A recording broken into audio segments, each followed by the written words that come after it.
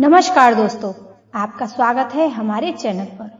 दोस्तों, हमारे प्राचीन ग्रंथों में जीवन को सही तरीके से जीने के अनेक नियम बताए गए और इन्हीं में से एक भोजन करने का सही तरीका। महाभारत में मनुष्य के भोजन करने से जुड़े कुछ ऐसे नियम बताए गए हैं जिनका पालन करने से न केवल शरीर स्वस्थ रहता है बल्कि जीवन में सुख, समृद्धि और वैभव भी बढ़ता है। आश्चर्य की बात यह है कि यह नियम केवल धार्मिक ही नहीं बल्कि वैज्ञानिक दृष्टि से भी पूरी तरह सही माने गए। यदि कोई व्यक्ति नियमों का पालन करके भोजन करता है तो उस पर देवी देवताओं की कृपा बनी रहती है। तो आइए बिना समय गवाए जानते हैं भोजन से जुड़े महत्वपूर्ण नियम। लेकिन उससे पहले अगर आपने हमारे चैनल को अभी तक सब्सक्राइब नहीं किया तो जल्दी से सब्सक्राइब कर लीजिए और वीडियो को लाइक करना बिल्कुल ना भूलें।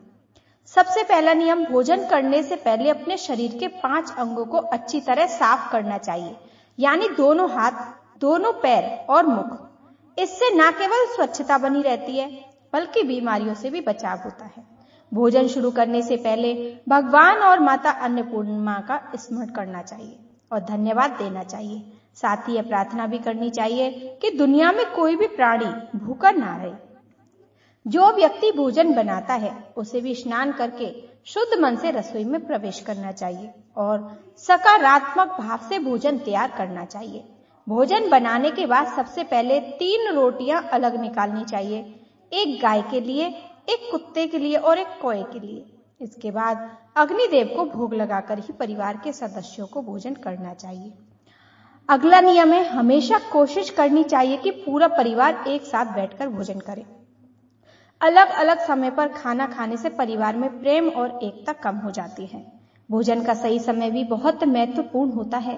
शास्त्रों के अनुसार सुबह और शाम का समय भी भोजन के लिए उत्तम माना जाता है, क्योंकि इसी समय हमारी पाचन शक्ति सबसे अधिक सक्रिय होती है। कहा जाता है कि जो व्यक्ति दिन में 1 बार भोजन करता है वह योगी होता है और जो 2 बार करता है वह भोगी कहलाता है। अब बात करते हैं दिशा की। भोजन हमेशा पूर्व या उत्तर दिशा की ओर मुख करके स्नान करना चाहिए। दक्षिण दिशा की ओर मुंह करके भोजन करना अशुभ माना जाता है और पश्चिम दिशा की ओर खाने से रोग बढ़ता है। अब जानते हैं किन परिस्थितियों में भोजन नहीं करना चाहिए। बिस्तर पर बैठकर, खड़े होकर या टूटे फूटे बर्तनों में भोजन नहीं करना चाहिए। अगर मल मूत्र का वेग हो या मन अशांत हो तो उस समय भी भोजन नहीं करना चाहिए। बहुत ज्यादा शोर शराबे वाली जगह पर या पेड़ों जैसे पीपल और बट के नीचे बैठकर भोजन करना भी उचित नहीं माना जाता। भोजन करते समय कभी भी खाने की निंदा नहीं करनी चाहिए। जूते पहनकर या सिर ढककर भोजन करना भी गलत माना जाता है। अब आप बात करते हैं भोजन कैसे करना चाहिए। बहुत ज्यादा मीठा भोजन नहीं करना चाहिए। किसी का भी छोड़ा हुआ या झूठा भोजन कभी नहीं करना चाहिए। आधा खाया हुआ फल या मिठाई दोबारा नहीं खानी चाहिए।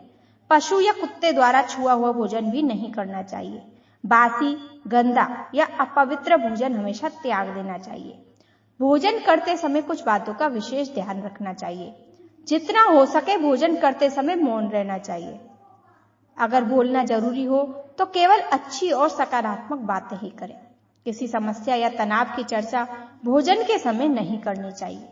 भोजन को हमेशा अच्छी तरह चबा चबा कर खाना चाहिए।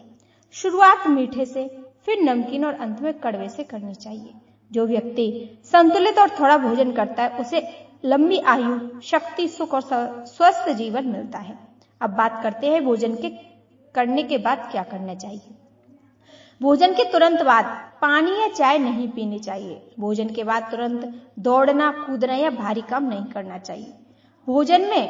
भोजन के बाद थोड़ा टहलना चाहिए और रात में भोजन के बाद लगभग 100 कदम चलकर बाई करवट लेटना या वज्रासन में बैठना लाभदायक होता है।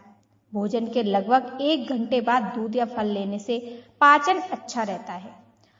महाभारत में भीष्म पितामह ने अर्जुन को कुछ महत्वपूर्ण बातें बताई। जिस थाली को किसी का पैर लग जाए उस थाली में भोजन नहीं करना चाहिए। यदि भोजन करते समय थाली में बाल आ जाए तो उस भोजन को छोड़ देना चाहिए।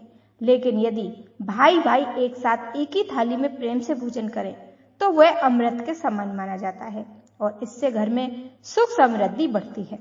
पति पत्नी को एक ही थाली में भोजन करने को निषेध माना गया है। बीच में पितामह ने अर्जुन को बताया,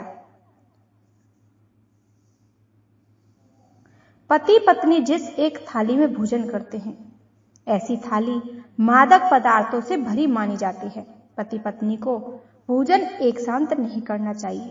पत्नी को पति के बाद ही भोजन करना चाहिए। इससे घर में सुख समृद्धि बनी रहती है।